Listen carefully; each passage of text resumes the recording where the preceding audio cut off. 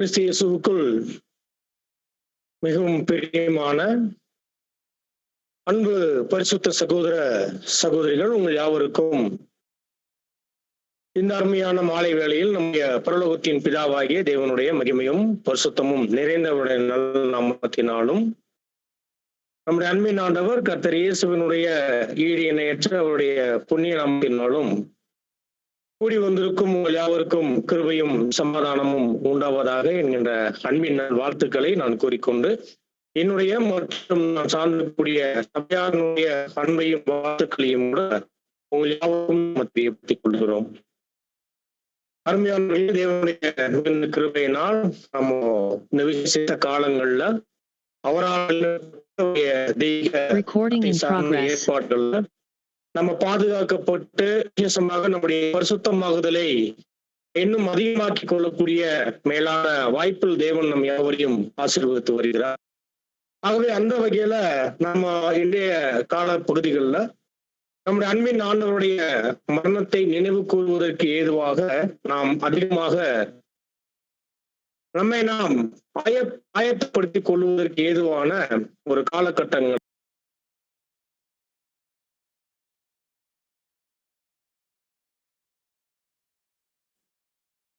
அன்பு சகோதர சகோதரிகளே, நாம் அனைவருமே ஒரு விசேஷித்த அழைப்புக்குள்ள நம்ம கடந்து வந்திருக்கோம்.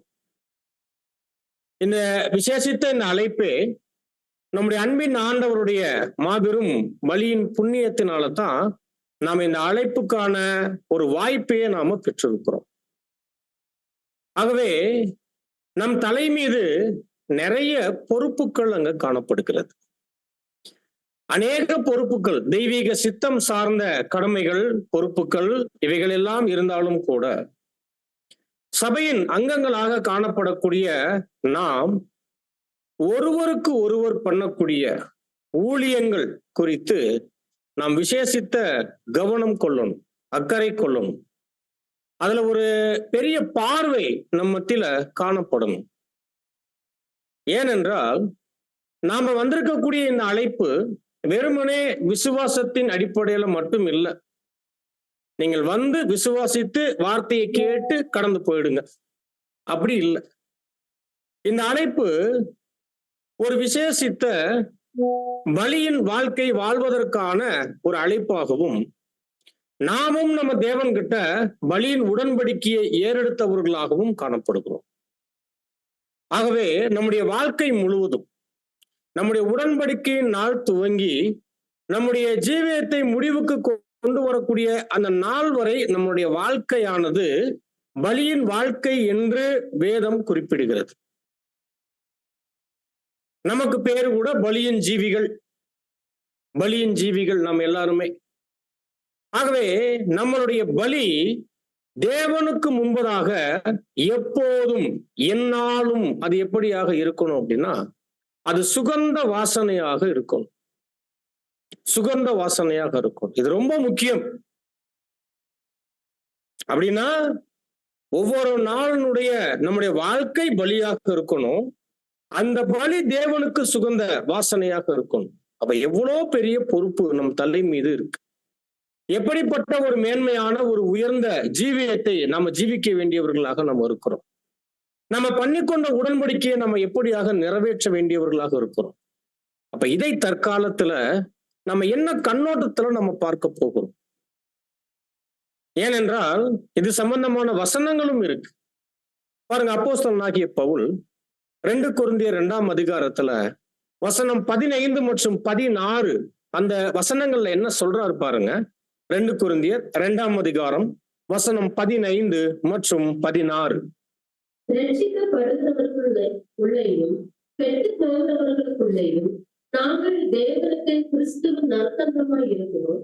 கெட்டுப் போகிறவர்களுக்குள்ளே மரணத்துக்கு ஏதுவான மரண வாசனையாகவும், ரட்சிக்கப்படுகிறவர்களுக்குள்ளே ஜீவனுக்கு ஏதுவான ஜீவ வாசனையாகவும் இருக்கிறோம். இவைகளை நடப்பிக்கிறதற்கு எவன் தகுதியாகும்? இது ரொம்ப முக்கியமான வசனம். இந்த வசனம் பாருங்க, பவுல் வசனமாக பேசல, அவர் தாங்கள் எப்படி மற்றவர்களுக்கு முன்பாக இருக்கிறோம், ரட்சிக்கப்படுகிறவர்களுக்கு முன்பதாக நாங்கள் எப்படி இருக்கிறோம், கெட்டு போறவங்களுக்கு முன்பாக நாங்க எப்படி இருக்கிறோம்? நாங்க சுகந்த வாசனையாக இருக்கிறோம் என்று சொல்றார். ரட்சிக்கப்படுறவங்களுக்கு நாங்க என்னவாக இருக்கிறோம்? சுகந்த வாசனையாகவும், கெட்டு போகிறவர்களுக்கு மரண வாசனையாகவும் அங்க இருக்கிறோம். ஆனா அடுத்த வசனம் சொல்றாரு, இவைகளை நடப்பிப்பதற்கு தகுதியானவன் யார் அப்படின்னு கேட்கிறார். அருமையானவர்களே, நம் ஒவ்வொருத்தருடைய வாழ்க்கை அது சுகந்த வாசனையாக இருக்க வேண்டும் என்கின்ற காரியங்களை மையம் பேசக்கூடிய வார்த்தை. அது மட்டும் இல்ல, ரட்சிக்கப்படுகிறவர்களுக்கு சுகந்த வாசனை எப்படி? நாம் ரட்சிக்கப்படப்புற வகுப்பாராகிய நம்மளுடைய சகோதர சகோதரிகளுக்கு நாம் எப்படிப்பட்டவர்களாக காணப்பட வேண்டும் என்றால் சுகந்த வாசனை உடையவர்களாக காணப்பட வேண்டும். அப்ப அருமையானவர்களே, இதை நம்ம புரிந்து கொள்வது? கேள்வி கேட்கிறாரு, இவைகளை நடப்பிப்பதற்கு தகுதியானவன் யார் என்று கேட்கும்போது இந்த வசனத்தினுடைய விளக்கத்தை பாடத்தினுடைய முடிவுல நன்கு புரிந்து கொள்ள முடியும். விளக்கமாக நம்ம பார்த்து முடிக்கலாம். அப்ப இதற்கும் நறுமணம் வீசும் பலி என்கின்ற இந்த தலைப்புக்கும் என்ன அப்படின்னா, அருமையான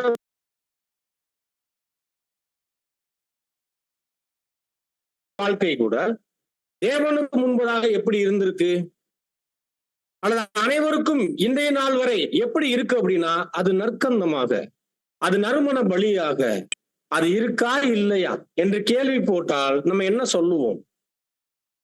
கர்த்தருடைய வாழ்க்கை, கர்த்தருடைய பலி அது எவ்வளவு விசேஷம், எவ்வளவு அருமையானது.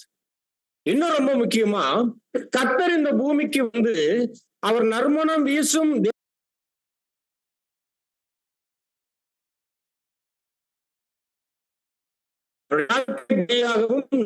இருக்கணும். ஆனா விசேஷமாக தேவனுடைய சித்தத்தை நிறைவேற்றக்கூடிய, அவருடைய நீதியை சரி கட்டக்கூடிய, ஒட்டுமொத்த மனுக்குலத்துக்கான இரட்சகராகவும் தன்னுடைய மரணத்தை நிறைவேற்றி முடிக்கணும். ஆனா அதனுடைய பாதை, அதனுடைய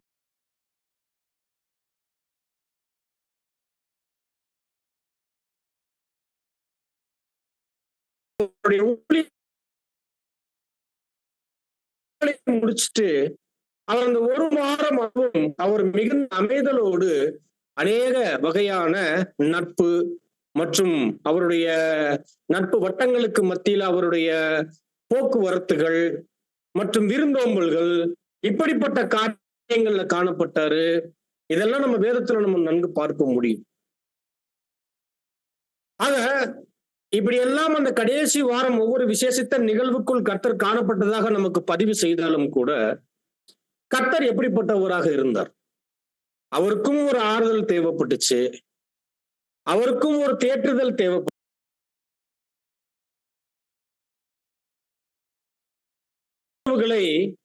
பார்க்க தவறிட்டார். அதை அறிந்து கொள்ள, உணர்ந்து கொள்ளக்கூடிய அந்த பார்வை இல்லை கூடயே இருந்த சீசர்களுக்கு கூட, யாருக்குமே இல்லை. ஆனா இதற்கு மத்தியில கர்த்தரை உள்வாங்கினவங்க இருந்தாங்களானா? இருந்தாங்க. சீசர்கள் கூடவே இருக்கிறாங்க, கூடவே போறாங்க, அநேக காரியங்களை அறிந்திருக்கிறாங்க. கர்த்தருடைய உபதேசங்கள், பேச்சுக்கள், சுபாவங்கள், குணங்கள் எல்லாவற்றையும் கூட இருந்து பார்க்கக்கூடியவங்க. ஆனால் சீசர்களுக்கு என்ன, அதை பற்றியதான ஒரு பார்வை, ஆனா அதன் மீது ஒரு கவனம் செலுத்த வேண்டும் என்கின்ற ஒரு அக்கறை, இதெல்லாம் அவங்களுக்கு இல்லை, கொஞ்சம் கூட இல்லை. அப்ப கர்த்தர் எப்படி இருக்கிறார் இந்த பூமியில? ஒரு தனித்து விடப்பட்ட ஒரு நிலை. அவருக்கு என்று யாரும் இல்லை. ஒரு ஆறுதல், ஒரு தேறுதல், நாங்க கூட இருக்கிறோம், நாங்க பக்கபலமா இருக்கிறோம், அல்லது அவரை உற்சாகப்படுத்தக்கூடிய, இந்த பாதையில அவர் இன்னும் முன்னேறி செல்வதற்கான ஒரு ஆர்வத்தை கொடுக்கக்கூடிய எந்த ஒரு வகையான ஏற்பாடுமே இல்லை அவருக்கு.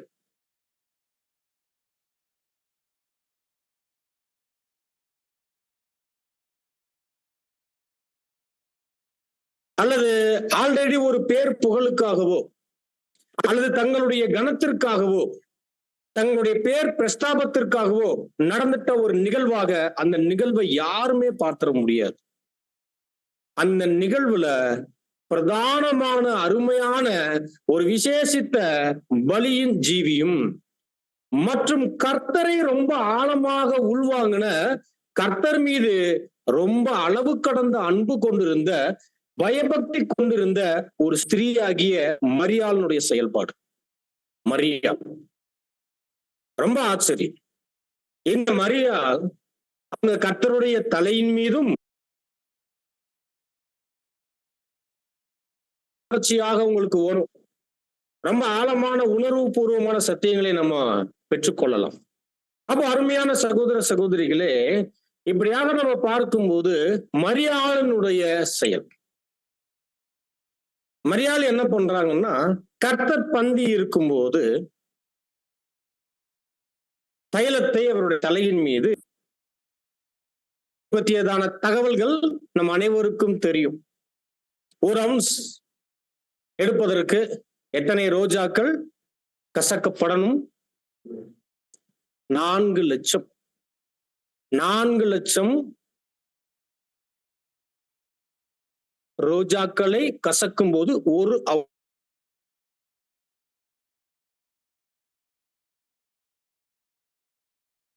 எம்எல், ஏறத்தாழ 30 எம்எல். 30 எம்எல் அப்படின்னா, நம்மெல்லாம் குழந்தைகளுக்கு டானிக் கொடுப்போம் இல்லைங்களா, மூடி போட்டிருப்பாங்க தெரியுமா? அதுல 5 எம்எல், 10 எம்எல், 15 எம்எல்னு போட்டிருப்பாங்க. அது போல 2 மூடி நீங்க கணக்கு எடுத்துக்கீங்க. 2 மூடி சேர்ந்தது தான், அல்லது 30 எம்எல் தான் 1 அவுன்ஸ். இந்த 1 அவுன்ஸ் தைலம் எடுப்பதற்கு எத்தனை லட்சம் ரோஜாக்கள்? 4 லட்சம் ரோஜாக்கள். இது சாமானியர்களால் இந்த வேலையை செய்ய முடியுமா? செய்ய முடியாது. அப்படின்னா மரியாளுடைய குடும்பம் எப்படி இருந்திருக்கிறாங்கன்னா, ஏறத்தாழ ஒரு தகுதியான, கொஞ்சம் வாய்ப்புகள் உள்ள குடும்பமாக இருந்திருக்கிறாங்க. சொந்த வீடு இருந்திருக்கு, கல்லறை வச்சிருந்திருக்கிறாங்க. அப்போ அவங்க இயல்பாகவே கொஞ்சம் நல்ல நிலையில் அவங்க காணப்பட்டிருக்கிறாங்க. அந்த நல்ல நிலையில் காணப்பட்ட அவங்க என்ன பிரயாசம் எடுத்திருக்கிறாங்க அப்படின்னா, கர்த்தர் மீது அவங்க கொண்டிருந்த அன்பை வெளிக்காண்பிப்பதற்காக அவங்க எடுத்துட்ட பிரயாசம் தான் இந்த நல தைலம். ஏதோ சும்மா காசு போட்டு புகழுக்காக வாங்கி வீட்டுல வச்சு, சரி நம்ம கிட்ட இருக்குதே, இதை வேணா போயிடலாம், கர்த்தருக்கு கொடுத்தலாமே, அப்படி எல்லாம் இல்ல. இந்த தைலத்தை அவர்கள் உருவாக்குனதே கர்த்தரை எண்ணித்தான், கர்த்தர்கிட்ட தன்னுடைய அன்பை வெளிப்படுத்துவதற்குத்தான் இவ்வளோ பிரயாசங்களும் இத்தனை வேலைகளும் அவங்க செஞ்சிருக்கிறாங்க. யாரு? இந்த மரியாள். அப்ப அதனுடைய தொகை நம்ம பார்க்கும்போது நல்லா தெரியும். 1 வருடத்தினுடைய கூலி, 2000 வருஷத்துக்கு முன்பதாக 1 வருடத்தினுடைய கூலி. இன்றைய நாட்கள் அது எவ்வளோ பல லட்சங்களை அது தாண்டும், பல லட்சங்களை தாண்டும் அதளவுக்கு. அப்ப அருமையான சகோதர சகோதரிகளே, அப்ப மரியாள் இவைகளை திட்டமிட்டு தன்னுடைய பேர் புகழுக்காக இவைகளை செய்துட்டாங்களான்னா இல்லவே இல்லை. மாறாக மரியாள் கிட்ட காணப்பட்ட ஆழமான, அதே சமயத்துல உண்மையான அன்புள்ள இருதயம் இது அவங்க கிட்ட எதை வெளிப்படுத்துதுன்னா, அவங்களுக்குள் காணப்பட்ட விலை உயர்ந்த பலிகளை செலுத்துவதுல அவங்க ரொம்ப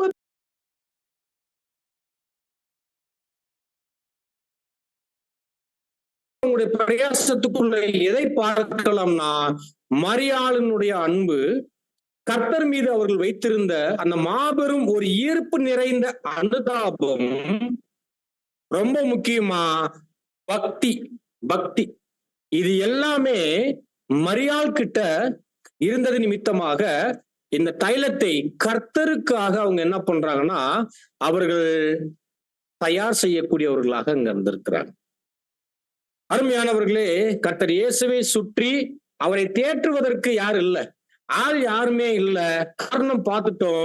நலிந்து போன உணர்வுகளை உடைய மனிதர்கள் கர்த்தர் மேலான உணர்வு என்ன தவறினவர்களாக இருந்தபோது, இப்ப மரியாளினுடைய செயல், மரியாளினுடைய காரியம் கர்த்தருக்கு எப்படி இருந்துச்சு?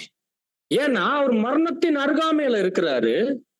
இன்னும் என்னாக போகுது? இன்னும் 6 நாளைக்கு பின்பு பஸ்கா நாள்ல நாம் அடிக்கப்பட போகிறோம், பலியாக போகிறோம், நாம் மரணிக்க போகிறோம், மரணம் வரப்போகுது.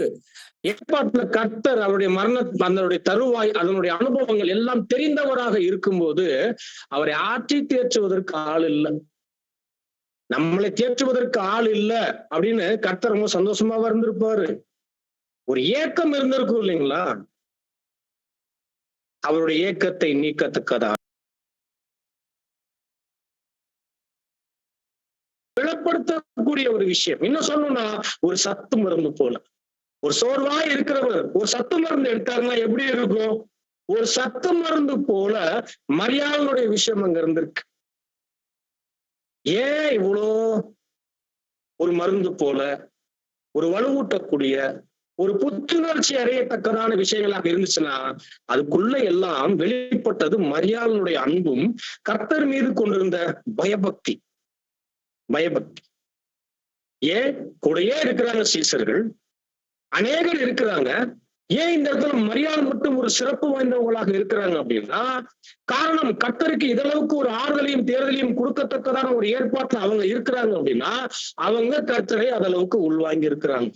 சீசர்களை விட, கூடயே இருப்பவர்களை விட மரியாள் உள்வாங்கி இருக்கிறாங்க. காரணம் என்ன தெரியுமா?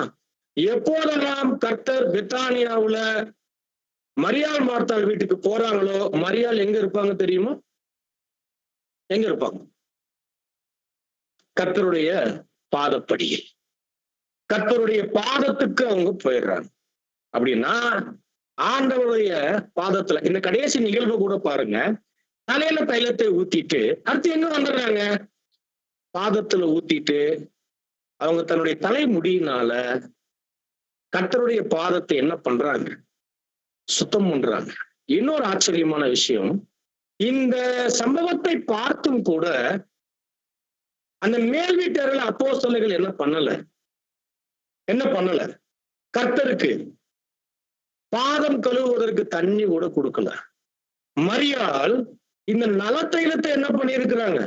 எடுத்து பாதத்துல ஊத்தி தன்னுடைய தலை மயிரினால் அதை தொடக்கிறாங்க என்று சொல்லும் போது எவ்வளவு பெரிய தாழ்மை, எந்த அளவுக்கு கர்த்தருடைய ஏற்பாட்டுல அவர் மீது கொண்டிருந்த அன்பு, அந்த பக்தி அப்படின்னு குணலட்சணங்களுடைய ஆழம், அகலம், நீளம், உயரம் எல்லாவற்றையும் நன்கு அறிந்திருந்த ஒரு அருமையான ஒரு ஸ்திரீயாக இந்த மரியாள் அங்க இருந்திருக்கிறார். நன்கு அறிந்தவர்கள், அதாவது அப்ப கூட இருந்த சீசர்களை விட, மற்றவர்களை விட இந்த மரியாள் அவ்வளோ உள்வாங்கி இருந்தான். அதனாலதான் தன்னுடைய அன்பை எப்படி வெளிப்படுத்தணும், அந்த அன்பை கர்த்தர்கிட்ட வெளிப்படுத்துவதற்காக மரியாள் ஏறெடுத்துட்ட பிரயாசம் தான் இது. சாதாரணமான பலி இல்லை. பணம், உழைப்பு, அன்பு, விசுவாசம், பக்தி, அனுதாபம் எல்லாம் கர்த்தர்கிட்ட இருக்கு. இதை நான் எப்படி வெளிப்படுத்தணும் என்பதற்கான காரியம் தான் இந்த நலத்தைலம். ரொம்ப கவனிக்கத்தக்க விஷயம். ஆகவே அருமையானவர்களே பாருங்க, நம்ம கவனிக்கும் போது இந்த மரியாள் ஆண்டவருடைய பாதத்துல அமர்ந்து கற்றுக்கொள்ளக்கூடிய விஷயத்துல எப்போதுமே ரொம்ப சந்தோஷமாக இருந்திருக்கிறாங்க. எப்படி இருந்திருக்கிறாங்க? சந்தோஷமாக. ஏன்னா ஒரு ஸ்திரீயாக அவங்க ஆண்டவரோடு போற இடத்துக்கெல்லாம் போக முடியாவிட்டாலும் கர்த்தர் வரும்போதெல்லாம், கர்த்தரை சந்திக்கக்கூடிய தருணங்களில் எல்லாம், வாய்ப்பு கிடைக்கும் போதெல்லாம் அவங்க எங்கே இருந்திருக்கிறாங்க? கர்த்தருடைய பாதத்திலே இருந்திருக்கிறாங்க. அதுதான் மரியாளுக்கு என்ன? அதுதான் மரியாளுக்கு சந்தோஷமாக அங்க இருந்திருக்கு. அப்போ இது இப்படியாக கர்த்தரை உள்வாங்கினதனுடைய விளைவுதான் மரியாள்கிட்ட இருந்து வெளிப்படுது. கர்த்தர் மீது இவங்க எப்படிப்பட்ட அன்பு, எப்படிப்பட்ட பக்தி உடையவங்க என்பதை தாண்டி இந்த அன்பை வெளிப்படுத்துவதற்கு எவ்வளவு விலை கொடுத்து அதை நான் வெளிப்படுத்துவதற்கும் நான் மகிழ்ச்சி கொள்வேன் என்பதைத்தான் அது அடையாளப்படுத்துது. இந்த அன்பை என் ஆண்டவர் மீது காண்பிப்பதற்கு என்ன பண்ணுவேன்? என்ன வேணாலும் செய்வேன், எவ்வளவு வேணாலும் செலவு பண்ணுவேன், எதை வேணாலும் எனக்கு வாய்ப்பு இருக்கா நான் செய்வேன், இதுல தான் என்னுடைய மகிழ்ச்சி இருக்கு என்கின்ற அளவுக்கு மரியாளுடைய காரியங்கள் அங்க இருந்திருக்குன்னா, அப்ப ஆண்டவருடைய பாதத்துல ஆண்டவரை நீங்களும் நானும் கூட இப்ப ஆண்டவருடைய பாதத்துல தான் இருக்கிறோம். நீங்களும் நானும் ஆண்டவருடைய பாதத்துல தான் இருக்கும். ஆனா நம்ம ஆண்டவரை எப்படி உள்வாங்குகிறோம் என்பதுதான் என்ன ரொம்ப விசேஷித்த காரியமாக அருமையான சகோதர சகோதரிகளே அங்க இருக்கு என்பதை நம்ம பார்க்கிறோம். அப்ப மரியாளுடைய செயல்கள், இந்த செயலை பத்தி இன்னும் நம்ம வசனத்தினுடைய ஏற்பாட்டுல கவனிச்சிட்டோம் அப்படின்னா, ஒரு ஸ்திரீயினுடைய பிரதானமான காரியம் எதனால் அங்கீகரிக்கப்படுகிறது என்றால் குணம். தலையை பின்னி பொன் ஆபரணங்களினால் ஒரு ஸ்திரீ தன்னை அழகுபடுத்திக் கொள்ளும் போது இவங்க ரொம்ப அருமையான ஸ்திரீ என்று சொல்ல மாட்டாங்க, அழகான ஸ்திரீ என்று வேணா சொல்லுவாங்க. ஆனா ரொம்ப அருமையான நல்ல ஒரு ஸ்திரீ, நல்ல குணசாலி ஆனவர்கள் என்று சொல்லணும்னா அதற்கு நகை அவங்களை அடையாளப்படுத்துமா? அவங்களுடைய அலங்காரம் அவங்களை வெளிப்படுத்திடுமானா? இல்ல. எதுதான் வெளிப்படுத்தும்? அப்ப உண்மையாகவே ஒரு ஸ்திரீக்கு எதுதான் ரொம்ப முக்கியம், அவசியம்? அவங்களுக்கான உண்மையான அலங்காரம் எது என்று வேதம் சொல்லுகிறது என்றால் நல்ல குணங்கள், நற்குணங்கள் என்று பார்க்கும். அப்ப இந்த இடத்துல ஸ்திரீ யாரை அடையாளப்படுத்துறாங்கன்னா திருச்சபையாராகிய நம்மளைத்தான். அப்ப நம்மளுடைய அழகு எவைகள்ல வெளிப்படணும் அப்படின்னா நம்முடைய மணவாளனுக்கான ஏற்பாட்டுல நம்முடைய நற்குணங்களுடைய விஷயத்தை வெளிப்படணும். அப்ப மரியாதை மீது எப்படிப்பட்ட ஒரு எண்ணம் உடையவங்களாக இருந்திருக்கிறாங்க அப்படின்றது அவங்களுடைய குணத்தின் வெளிப்பாடுதான். என்ன இந்த தைலத்தை ஊற்றின ஏற்பாடு என்று நம்ம பார்க்கிறோம். அப்ப அவங்களுடைய இருதயத்தையே அவங்க தைலமாக அங்க வச்சிருக்கிறாங்க. அதை கர்த்தர் இயேசு அவர் அநேக நிலைகள் அவர் பிரயாணப்பட்டு வந்த அவருடைய பாதத்தில் இருக்க தூசிகளை அவங்க கழுவுவதற்கும் மற்றும் அதை துடைத்து எடுப்பதற்கும் தன்னுடைய தாய்மையை பயன்படுத்தி இருக்கிறாங்கன்னா, அப்ப கர்த்தருக்கு முன்பாக அவங்க எப்படிப்பட்ட தாழ்மையுடையவங்க என்பதையும் என்ன பண்றாங்க, அதையும் அங்க அவங்க காண்பிக்கக்கூடியவங்களாக அங்க இருக்கிறாங்க. அப்போ இது நம்ம என்ன பார்க்கிறோம் அப்படின்னா, தன்னுடைய போதகருக்கு, தன்னுடைய ஆண்டவருக்கு தன் இடத்தில் இருக்கக்கூடிய சிறப்பான ஒன்றை, தன்கிட்ட எது சிறப்பாக இருக்கோ, சிறந்த தேவைகள் இருக்கோ அதை கொடுக்க விஷயத்துல கனம் குறைந்த பணிகள் மூலியமாக இதை வெளிப்படுத்துவதற்கும் தயங்க மாட்டேன் என்பதுதான் மரியாளுடைய விஷயம்.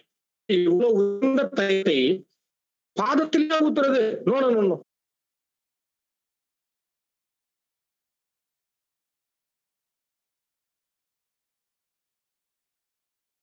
போட்டுக்குவோம், கீழே கூட போகாது பேண்ட், கரெக்டா? ஆனால் மரியாள் கர்த்தருடைய பாதத்துல அப்படின்னா எவ்வளவு கனம், ஏன் கனம் குறைந்த என்று சொல்றோம்னா, அந்த காலங்கள்ல பாதத்தை கழுவக்கூடிய ஏற்பாட்டை எப்படி பார்த்துட்டாங்க சீசர்கள்? முதலாவது என்ன பண்ணல, கனம் குறைந்த ஒரு விஷயம் என்று பார்த்ததுனாலதான் மேல் வீட்டுல என்ன பண்ணிட்டாங்க, ஒருவரை ஒருவர் கனப்படுத்தக்கூடிய வாய்ப்புகளை, வேலைகளை அவங்க விட்டுட்டாங்க. ஆனா கர்த்தர் அதை செய்தார். ஆனா கர்த்தருடைய பாதத்தை கழுவக்கூடிய வாய்ப்புல யார் மட்டுமே காணப்பட்டிருக்கிறார், இந்த மரியாள். சீசர்கள் இதை பார்த்தும் தவற விட்டாங்க. ஆனால் கிடைத்த வாய்ப்பை ரொம்ப நேர்த்தியாக பயன்படுத்தி கொண்ட ஸ்திரீயாக யார் இருந்தா? இந்த மரியாள் இருந்தாங்க. காரணம், என்னுடைய போதகருக்கு என்னுடைய சிறப்பான ஒன்றை நான் என்ன கொடுத்து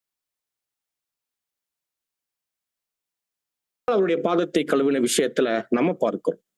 ஆகவே இங்கேயும் மீண்டும் என்ன பண்றோம் அப்படின்னா, மரியாளுடைய உச்சக்கட்டமான கர்த்தர் மீது வைத்திருந்த அன்பு, சும்மா சாதாரணமான அன்பெல்லாம் இல்ல. நம்முடைய அன்பெல்லாம் வெளியாகுமே, வெளியே போனோம்னா நம்முடைய அன்பு என்னன்னு தெரிஞ்சு போயிடும். ஒரு அனுபவம் தான் நம்முடைய அன்பு என்னன்னு தெரிஞ்சு போயிடும். தேவனுடைய வார்த்தைகள் வெளிப்படும் போது, கடிந்து கொள்ளப்படும் போது, அல்லது நம்மளை எச்சரிக்கும் போது நம்முடைய அன்பு என்ன என்பது நமக்கு தெரிஞ்சு போயிடும். நம்ம எப்படி அன்பை வெளிப்படுத்துறோம் என்பதெல்லாம் என்ன ஆயிரும், தெரிஞ்சு போயிடும். ஆனா இங்க அப்படி இல்லை. இவங்களுடைய அன்பு எப்படி இருந்துச்சு அப்படின்னு பார்க்கும்போது அது ரொம்ப உச்சக்கட்டமான வெளிப்பாடாக அங்க இருந்தது. ரொம்ப உச்சக்கட்டம்னா என்ன, எக்ஸ்ட்ரீம்ல என்ன பண்றாங்க, அவங்களுடைய அன்பை அவங்க வெளிப்படுத்தி இருக்கிறாங்க. அப்படின்னா அவங்களுடைய இருதயம் பெற்றிருந்த ஆழமான உணர்வு தான் காரணம். ரொம்ப ஆழமான உணர்வு. மரியாளுடைய செயல், அதை அவங்க செய்கையாக செஞ்சிட்டாங்க, அவங்க கிரியையில வெளிப்படுத்திட்டாங்க. ஆண்டவர் மீது கொண்டிருந்த அன்பை அவங்க என்ன பண்ணல, வார்த்தையில அவங்க சொல்லல, சொல்லும் அளவுக்கு அவங்களுடைய நிலை இல்ல, அவங்க அதை கிரியைகளாக வெளிப்படுத்திட்டாங்க. இன்னைக்கு நாமெல்லாம் என்ன பண்ணுவோம், ஆண்டவர் மீது கொண்டிருக்கக்கூடிய அன்பை வார்த்தையில சொல்லுவோம், ஆனா அது உண்மையில எங்க இருக்காதுன்னா இங்க இருக்கா. இங்க சொல்லுவோம் ஆண்டவரை பத்தி, உண்மையாத்தான் சொல்லுவோம், நேர்மையாத்தான் சொல்லுவோம். ஆனா அது இங்க இருந்து வருதான்னா இங்க இருந்து வர்றதில்லை. அநேக சமயங்கள்ல நமக்கு ஆண்டவர் நல்லவர், எனக்கு நன்மை செய்தார், என்னை பாதுகாத்தார், என்னை பராமரித்தார், என்னை வழி நடத்தினார், அவருடைய வார்த்தை என்னை பலப்படுத்துச்சு. எல்லாம் நம்ம சொல்லக்கூடியவர்களாக தான் நம்ம இருக்கிறோம். ஆனா அது எதன் அடிப்படையில, எப்படிப்பட்ட உள் உணர்வுல அப்படின்னா அது பெரிய கேள்வியாக மாறிடுது. ஆனா மரியாள் விஷயத்துல அப்படி இல்ல. அவங்களுடைய இருதயம் கர்த்தர் மீது கொண்டிருந்த அன்பு, அதனுடைய உணர்வு, அதை வார்த்தையில அவங்க பேசல, மாறாக கிரிகையில வெளிப்படுத்துறாங்க. நல்லா அந்த சினோரியாவை நீங்க அப்படியே சிந்திச்சு பாருங்க, அந்த காட்சியை நீங்க அப்படியே சிந்திச்சு பாருங்க. அந்த காட்சியில மரியாள் யாருகிட்ட எதுவும் பேசல. என்ன அவங்களுடைய இருதயத்துக்குள்ள அந்த உணர்வினுடைய அந்த உச்சக்கட்ட நிகழ்வு என்ன நடந்துச்சுன்னு தெரியல. இப்போ கர்த்தர் வந்த உடனே அந்த நாளெல்லாம் இருக்கிறாரு.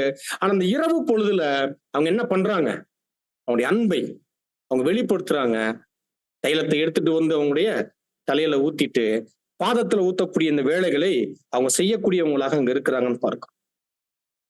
சரி, இதை செய்யும் போது மரியாளின் சகோதரியாகிய மார்த்தாள் ஏதாவது டிஸ்டர்ப் பண்ணாங்களா?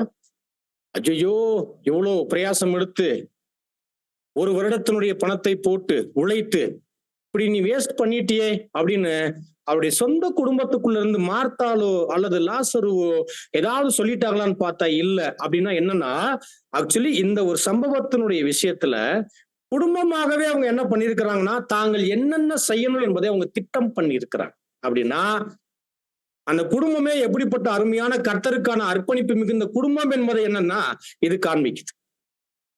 அப்ப மார்த்தாளுக்கு தெரியாமல் மரியாள் இதை செய்யல.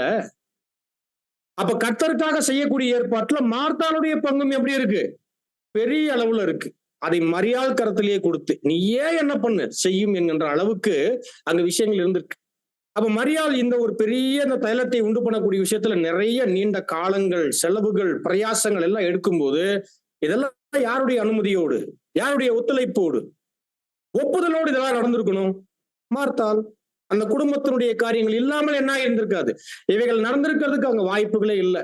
அப்ப அழகா அன்றைய நாள்ல கூட பாருங்க, வந்திருக்கக்கூடிய ஆண்டவரையும் மற்றும் அவரோடு இருக்கக்கூடிய சீசர்களையும் கவனிக்கக்கூடிய ஏற்பாட்டுல மார்த்தாளும், கர்த்தரை விசேஷமாக கனப்படுத்த மரியாளும் அங்க காணப்பட்டிருக்கிறாங்க என்கின்ற இந்த காரியத்தை நம்ம பார்க்கும்போது உண்மையிலேயே அந்த குடும்பம் கர்த்தரின் மீது எப்படிப்பட்ட ஒரு பற்றுதல், எப்படிப்பட்ட பக்தி, எப்படிப்பட்ட ஒரு ஆழமான ஒரு அன்பு இவ்வுடையவர்களாக அங்க இருந்திருக்கிறாங்க என்பதை ரொம்ப தெளிவாக அருமையானவர்களை நம்ம பார்க்க முடிகிறது.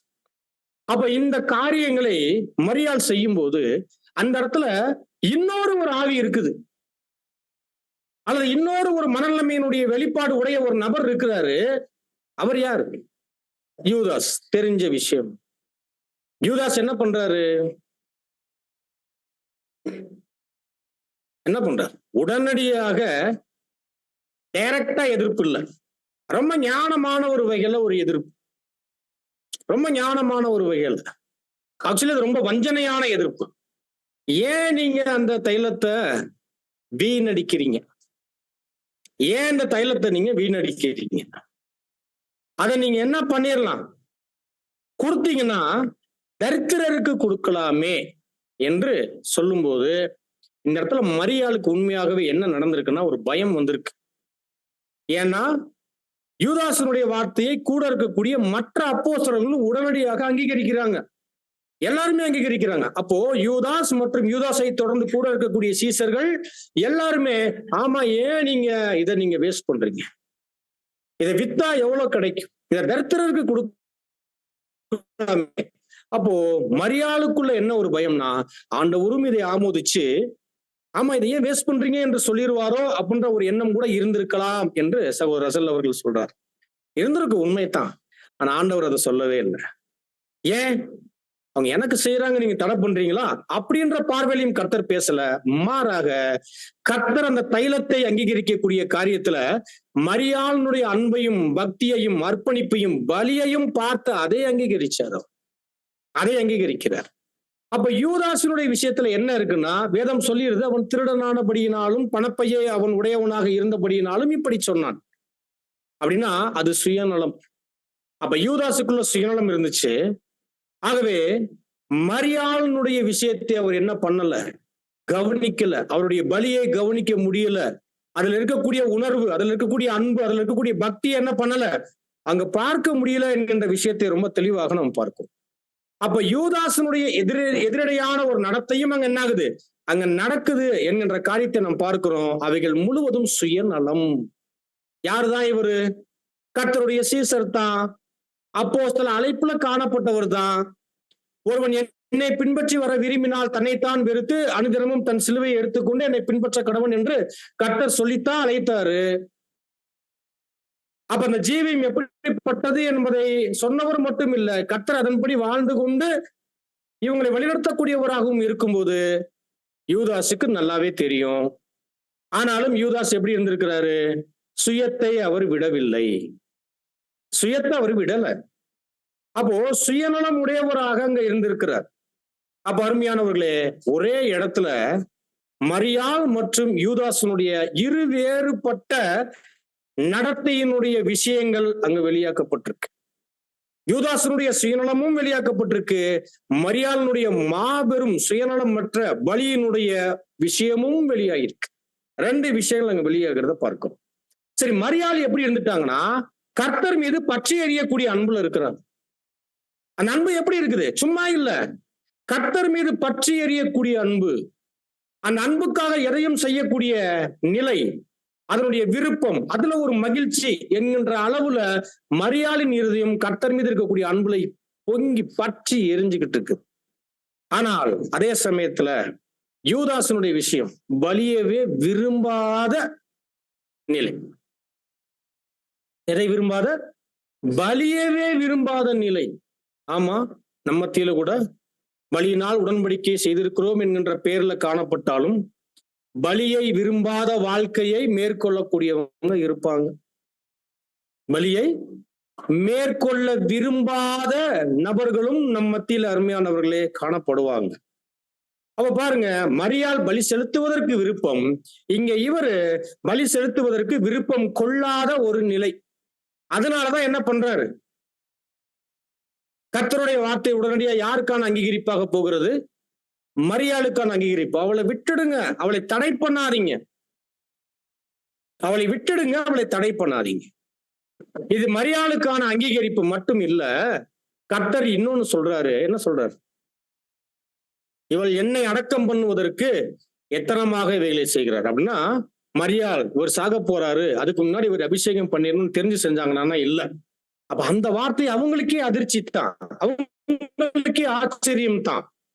ஆனால் இங்க கர்த்தர் என்ன சொல்ல வர்றார் என்றால், அருமையானவர்களே, பொதுவாகவே நாம் எல்லாருமே ஒரு மனுஷன் மரிச்சதுக்கு அப்புறம் என்ன பண்ணுவோம்? அங்க போய் எல்லா வேலைகளும் செய்வோம், அன்பு காமிப்போம், அங்க போய் மாலையில போய் காசை போடுவோம், பெட்டி செய்கிற ஏற்பாட்டுல என்ன பண்ணுவோம்? கடைசியா தூக்கி ஒரு அடக்கம் பண்றதுல என்ன, நல்ல விலையேறப்பட்ட பெட்டியை வாங்கி என்ன பண்ணிடலாம், நல்லா ஜோடிச்சு கொண்டு போய் அதுல படுக்க வச்சு அவரை போய் மண்ணில் போட்டு அடக்கம் பண்ணிடணும் நம்ம நினைப்போம், அங்க செய்வோம். ஆனா உயிரோடு இருக்கும்போது எந்த மதிப்பு இருக்காது, எந்த கனம் இருக்காது, எந்த அங்கீகரிப்பு இருக்காது, எந்த அன்பு இருக்காது, எந்த அனுதாபம் கொள்ள மாட்டோம். இதெல்லாம் நம்முடைய வாழ்க்கையில இருக்கா இல்லையா? நம்ம செய்யறோமா இல்லையா? அப்போ கர்த்தர் இருக்கும்போதே அவரை கனப்படுத்தக்கூடிய வாய்ப்பை மரியாள் என்ன பண்ணிட்டாங்கன்னா உயிரோடு இருக்கும் போதே செஞ்சாங்க. செத்து சடலத்துக்கு போய் செய்யும் போது அது வந்து சந்தோஷப்படுமா?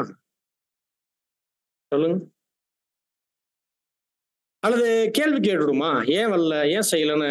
மரித்து போன ஒரு சடலம் யாருக்கிட்ட கேள்வி கேட்குமா? அல்லது நம்ம செய்யக்கூடிய செயல்களுடைய உணர்வை அந்த சரீரம் அது அடையுமா? இல்ல இல்ல. அப்ப உயிரோடு இருக்கும்போது ஒருவருக்கு செய்யக்கூடிய ஏற்பாடுகள் எவ்வளவு அவசியம், எவ்வளவு மேன்மையானது, எவ்வளவு அவசியமானது. அப்ப இதுலதான் கர்த்தர் என்ன ஆயிட்டாரு? இதுலதான் கர்த்தர் ஆர்வம் ஆயிட்டாரு, ஆவல் ஆயிட்டாரு, பலப்பட்டுட்டாரு, உற்சாகம் ஆயிட்டாரு என்று பார்க்கும்போது மரியாள் எப்படி கர்த்தரை கனப்படுத்தி இருக்கிறாங்க பாரு. உயிரோடு இருக்கும் போதே கர்த்தரை என்ன பண்ணிருக்கிறாங்கன்னா கனப்படுத்தி இருக்கிறாங்க என்கின்ற இந்த காரியங்களை நம்ம பார்க்கிறோம். ஆனால் யூதாஸ் என்ன பண்றாரு? அந்த இடத்துல பலியை ஏறெடுப்பதற்கான விருப்பமே இல்லாமல் தொடர்ந்து என்ன பண்றாருன்னா அந்த 30 சேக்கல் பணத்துக்காக கர்த்தரை காட்டி கொடுப்பதற்கும் பேசுவதற்கு விரைந்தோடக்கூடிய எண்ணம் மட்டுமே, அதுல மட்டுமே அவர் வளர்ந்து போகக்கூடியவராக அங்க இருந்தார். அதுல மட்டுமே வளர்ந்து போகக்கூடியவராக அங்க இருந்தார். சரி, கண்ணு முன்னாடி மரியாள் ஒரு செயல்கள் செய்யறாங்க, அதுலயாவது ஒரு தாக்கம் இவர்கிட்ட வருதானா? அதுவும் இல்ல. தானும் கெட்டு கூட இருக்கக்கூடியவங்களையும் கெடுக்கக்கூடிய ஒரு செயலைத்தான் யார் பண்ணிட்டா? ஆமா, இந்த யூதாஸ் செய்யக்கூடியவராக அங்க இருந்துட்டார். ஆனா மற்றவங்களை பத்தி வேதம் எதுவும் காமிக்கல. நிச்சயமா மற்றவர்கள் உணர்வடைந்திருப்பதற்கான வாய்ப்புகள் அங்க இருக்குது. அல்லது அமைதலாக புரிந்து கொள்ளுதலுக்குள் அவங்க கடந்து போவதற்கான வாய்ப்பையாவது அவங்க அவங்க காணப்பட்டிருப்பாங்க. ஆனா யூதாசு கிட்ட அங்க இல்லை என்கின்ற இந்த ஒரு காரியத்தை ரொம்ப தெளிவாக நம்ம பார்க்கிறோம்.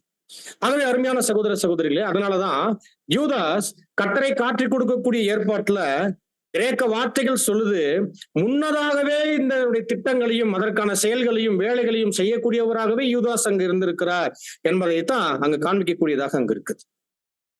அப்படின்னா ஒரு பொல்லாத வேலைக்காரனாக இருந்திருக்கிறாரு, ஒரு பொல்லாத வேலைகளை செய்யக்கூடியவராக அங்க இருந்திருக்கிறாரு. அற்பத்தனமான பணத்துக்காக ஆண்டவரையும் என்ன காட்டி கொடுப்பதற்கான வேலைகளை செய்யக்கூடியவராக அங்க அவர் இருந்திருக்கிறாரு. இன்னும் சொல்லணும்னா ஆண்டவர்கிட்ட வல்லமையை வாங்கினவரு, பரிசுத்தாவியை வாங்கினவரு, ஆண்டவர் சார்புல ஊழியங்களை செய்யும்படி அனுப்பப்பட்டவராகவும் அங்க இருந்திருக்கிறாரு.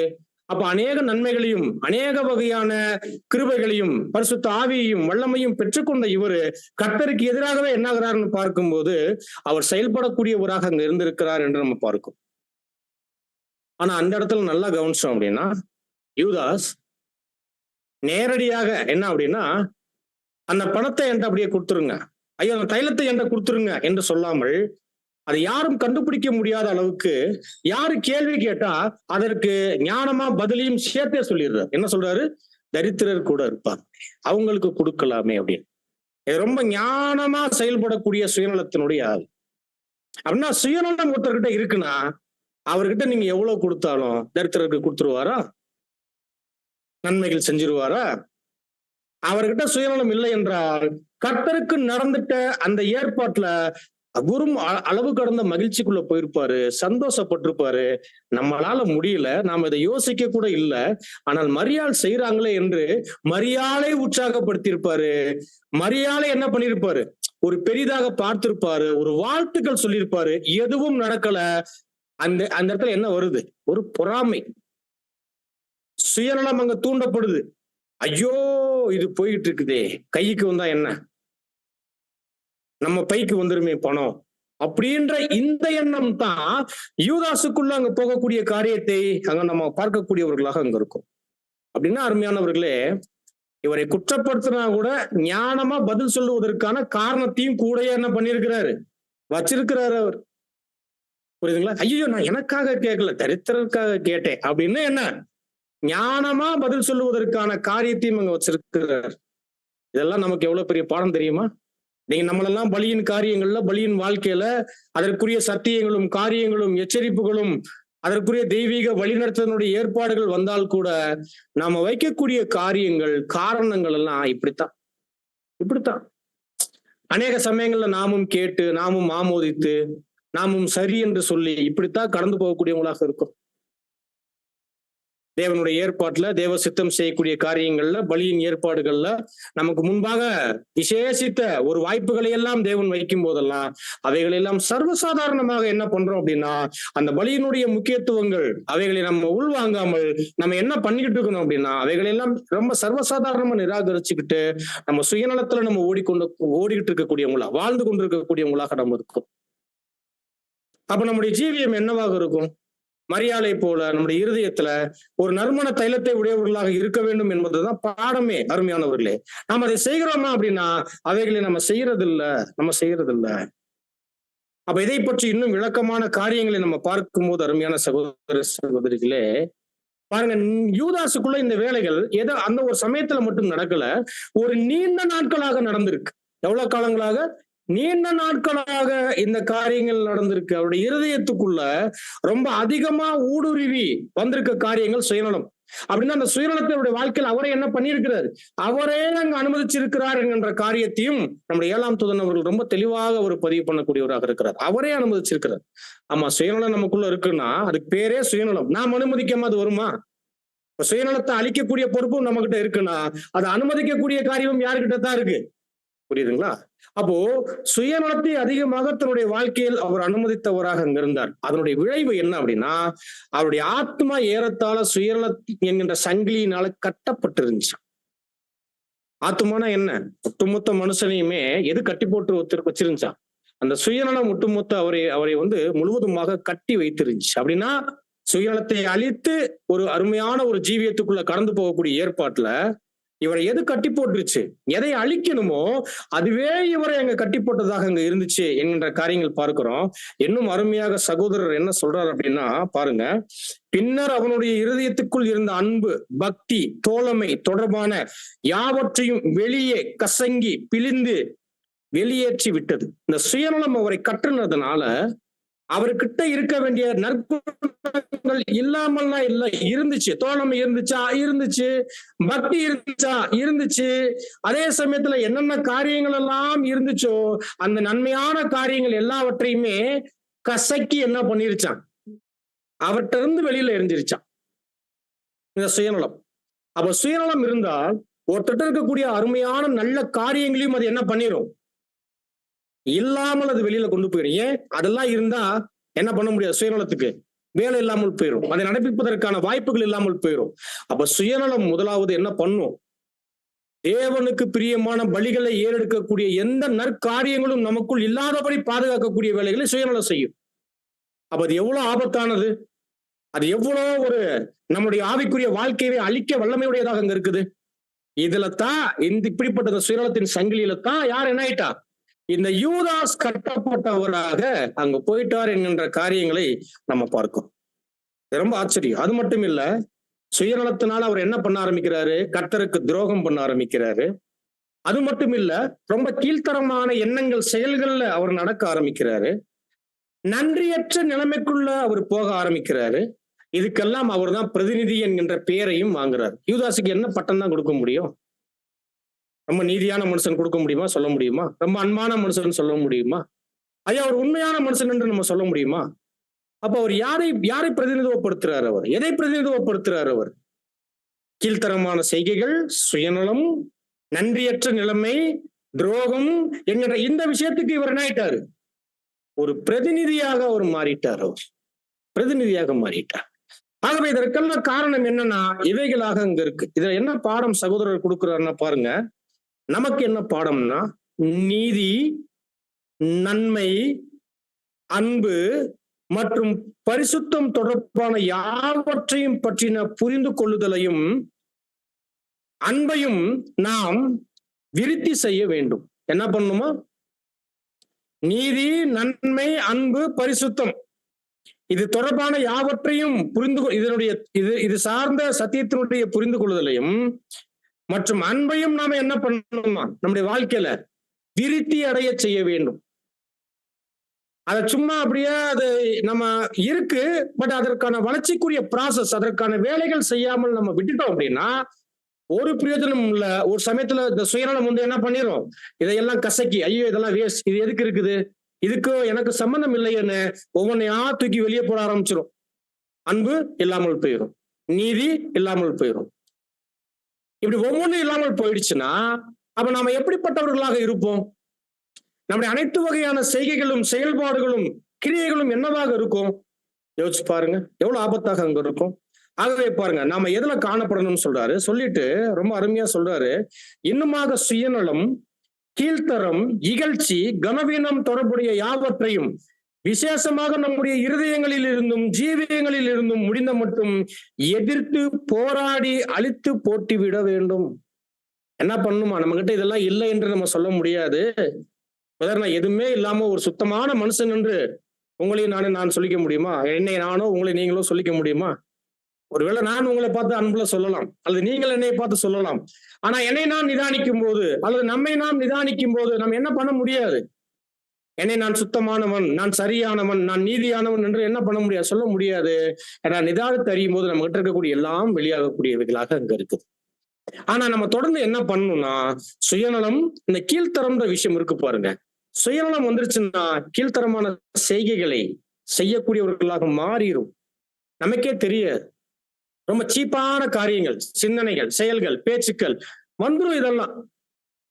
ஆகவே என்னன்னா அந்த சுயநலத்தை நம்முடைய வாழ்க்கையில என்ன பண்ணிடக்கூடாது, அருமையானவர்களை நம்முடைய வாழ்க்கையில அனுமதிக்க கூடாது. இகழ்ச்சின்னா என்ன, யாரையும் அப்படின்னா மரியாளுடைய செயலை அவர் கனமாக பார்க்கல, ரொம்ப இகழ்ச்சியா பார்த்துட்டார் அவர். இந்த மாதிரியான விஷயங்கள். அடுத்து கனவீனம். யாரை கனவீனப்படுத்தினார் யூதாஸ்? மரியாளுடைய விஷயத்தை உயர்வா பார்க்க தவறி என்ன சொல்றாரு, எதிர்ப்பு. ஐயோ இதை நீ என்ன பண்ற, நீ போய் கால்ல ஊத்துறியே, நீ கொடுத்தனா வித்து தர்த்தருக்கு கொடுக்கலாமே என்று சொல்லும்போது அந்த பலியை கனவீனப்படுத்துறார். காலையா ஊத்துற நீ அப்படின்னு. ஆனா இவங்க தலைமுடியில என்ன பண்ணிட்டு இருக்கிறாங்க, தொடர்ச்சி கர்த்தரை கனப்படுத்திட்டு இருக்கிறாங்க. இவர் கனவீனப்படுத்திட்டு இருக்கிறார். இப்படிப்பட்ட காரியங்களும் அங்க போகுது. ஆகவே இதெல்லாம் நம்மளுடைய வாழ்க்கையில இப்படிப்பட்ட காரியங்களை நம்ம என்ன பண்ணிடணும், இவைகளுக்கு எதிராக ஃபர்ஸ்ட் போராடணும். அப்படின்னா இதெல்லாம் இருக்கும், நம்மை நோக்கி வரும். இதனுடைய தாக்குதல்கள் நம்முடைய வாழ்க்கையில வராமல் இருக்காது. நாமும் எதிர்த்து போராடி என்ன பண்ணிடணும், போராடுவது மட்டும் இல்ல, அதை அழிச்சு போட்டுறணும். என்ன பண்ணிடணும், இதெல்லாம் பெரிய புளிப்பு. இந்த பஸ்கா காலங்கள்ல நம்முடைய வாழ்க்கையில எடுத்து போடக்கூடிய புளிப்புகள் இது. அப்ப இஸ்ரேல் ஜனங்கள் என்ன பண்ணுவாங்க, புளிப்ப அகற்றுவது மட்டும் இல்ல, அதை எரிச்சும் போட்டுருவாங்க. அப்ப நாமும் இந்த மாதிரியான குணங்களை என்ன பண்ணணும், எதிர்த்து போராடி எடுத்து போட்டு விட்டுட்டோம்னு வைங்க, திருப்பி ஆட்டோமேட்டிக்கா நாமளே எடுத்து கொண்டாந்து வச்சிருவோம். அடுத்த வருஷத்துல பாஸ்வர் முடிஞ்ச உடனே எங்க வந்துரும், நம்ம தப்பு பண்ணிட்டோமே, இதை நம்ம போய் போட்டு வந்துட்டோமே அப்படின்னு சேஃப்டியா வச்சுட்டு வரக்கூடிய வேலையை பண்ணக்கூடாது.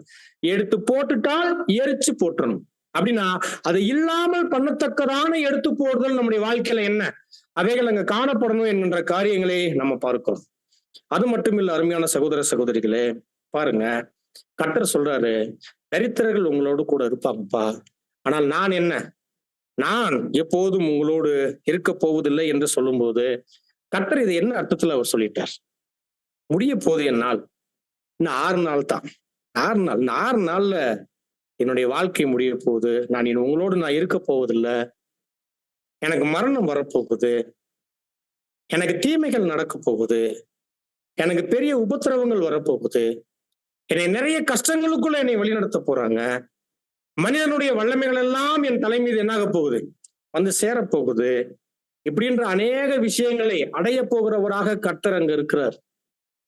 ஆனால் அருமையானவர்களே, மரியாளனுடைய கண்ணோட்டத்துல நம்ம பார்க்கும்போது கர்த்தருடைய வாழ்க்கை, அவருடைய பூமிக்குரிய ஓட்டம் முடிவதற்கு முன்னமே இந்த குறுகிய காலத்துல ரொம்ப அருமையா நம்ம கவனிக்கும் போது மரியாள் என்ன செய்யறாங்கன்னா, விலை உயர்ந்த தைலத்தை அவருக்கு செலவழிக்கிறது எனக்கு ஏற்றதாக இருக்கும் என்று செய்யறாங்க. ஆனா கர்த்தருக்கு இதுதான் கடைசி வாரம், அவங்களுக்கு தெரியாது. ஆனா என்னன்னா, காலத்தை எப்படி அவங்க கரெக்டா அவங்க பயன்படுத்திக்கிட்டாங்க, இதைத்தான் நம்ம பார்க்கணும். அப்ப கர்த்தருடைய வார்த்தையில அவர் ஒரு உணர்வுபூர்வமா சொல்றாரு.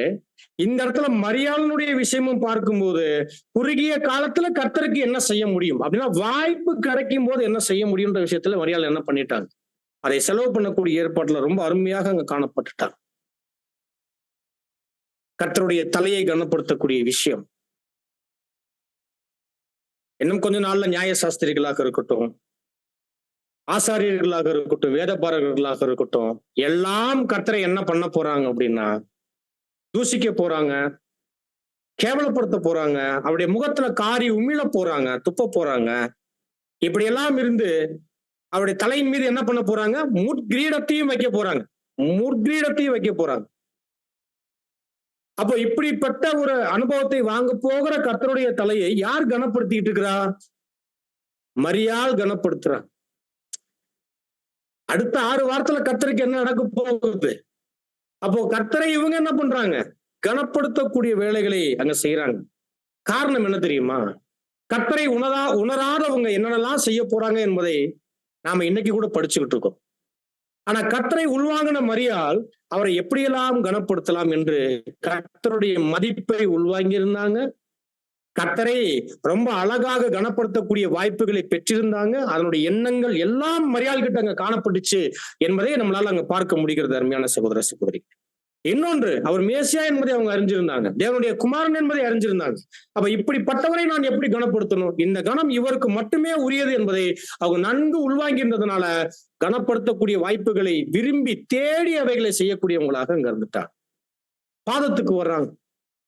கர்த்தருடைய பாதங்கள் 3 வருஷமா என்னவெல்லாம் அலைஞ்சு திரிஞ்சு, எண்ணற்ற ஊழியங்கள், எண்ணற்ற பிரயாணங்கள், எவ்வளோ சோர்வுகளுக்குள்ள கர்த்தருடைய பாதங்கள் அங்க இருந்திருக்கும்.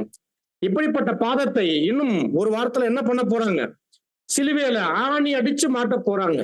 அப்ப இந்த பாதத்தை நான் என்ன பண்ணணும், இப்படியாக பிரயாசப்பட்டு அவர் ஏறெடுத்துட்ட அலைந்து திரிந்திட்ட தேவ சித்தம் செய்கிற ஏற்பாட்டுல இந்த பாதம் எவ்வளவு உழைச்சிருக்கு என்று அந்த பாதத்தை கனப்படுத்தக்கூடிய வேலையை என்ன பண்ணிருக்கிறாங்க மரியாள். ரொம்ப அருமையாக அங்க செஞ்சிருக்கிறாங்க. ரொம்ப அருமையா செஞ்சிருக்கிறாங்க. அப்ப இதெல்லாம் அந்த சமயம் வரும்போது இந்த காரியங்களை செய்தவராக அங்க இருந்திருக்கிறாங்க. காரணம் கர்த்தருடைய மேன்மையை உணர்ந்து கொண்டதனுடைய விளைவு என்று நாம் பார்க்கிறோம்.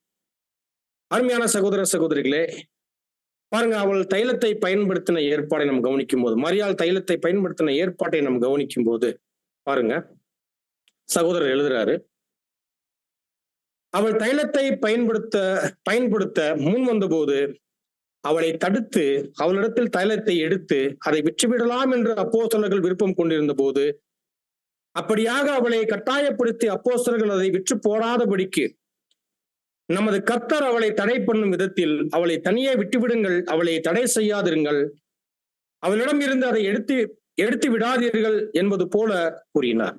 அப்படின்னா அப்போஸ்தலர்களின் எண்ணம் அதை வாங்கி வித்து பணத்தை எடுக்கணும். கர்த்தருடைய எண்ணம் அவளை தடை பண்ணாதீங்க, விட்டுருங்க, அதை விற்கக்கூடிய ஏற்பாடுகளை செஞ்சிடாதீங்க, அவருடைய காரியத்துல அவளை என்ன பண்ணிருங்க, தடை செய்யாதீங்க என்கின்ற காரியமாக அங்க இருந்தது என்பதை நம்ம பார்க்கிறோம். அப்போ இந்த இடத்துல நம்ம கவனிக்கும் போது கர்த்தர் இயேசுவாக இருந்தாலும் சரி, அப்போஸ்தலர்களும் சரி, இப்ப இந்த இடத்துல ரொம்ப முக்கியமா எதை அங்க வெளிப்படுத்தக்கூடியவர்களாக இருந்திருக்கிறாங்க. கர்த்தரை எதை சொல்றார், அப்போஸ்தலர்கள் அங்க எப்படிப்பட்ட நிலைமையில காணப்பட்டாங்க, மரியாள் என்ன நிலைமையில அவங்க இருந்தாங்க என்பதை நம்ம பார்க்கிறோம். அப்ப இந்த இடத்துல மரியாளின் விஷயத்தை ஏன் கர்த்தர் இதளவுக்கு பெரிதாக அங்கீகரிக்கிறார் என்றால், இது ஒட்டுமொத்த சுவிசேஷ யுகத்தினுடைய சபைக்கும் ஒரு பெரிய பாடமாக இருப்பதனாலதான் கர்த்தருடைய பெரிய அங்கீகரிப்பு அங்க காணப்படுகிறது. அப்ப இதை நம்ம பார்க்கக்கூடிய கண்ணோட்டம், அந்த நாள்ல அந்த சமயத்துல மரியாள் மட்டும் செஞ்சிட்டாங்க, அதோடு முடிஞ்சு போயிடுச்சு என்று நம்ம என்ன பண்ண முடியாது. அப்படின்னா இன்னைக்கு நம்ம அதை படிக்க வேண்டிய அவசியம் இல்லை. ஏன்னா கர்த்தர் என்ன சொல்லிட்டாரு, இந்த சுவிசேஷம் உலகம் எங்கும் போய் சேரும். போய் சேர்ந்துச்சா இல்லையா? கிட்டத்தட்ட இன்னைக்கு 7500 மொழிகள்ல வேதம் மொழிபெயர்க்கப்பட்டு எல்லா தேசங்களிலும் இந்த ஒரு சம்பவத்துல மரியாளினுடைய நற்காரியங்கள் என்னவாக போயிட்டு இருக்கு, சுவிசேஷங்களாக போயிட்டு இருக்கு, நற்காரியமாக வாசனையாக இருக்கு.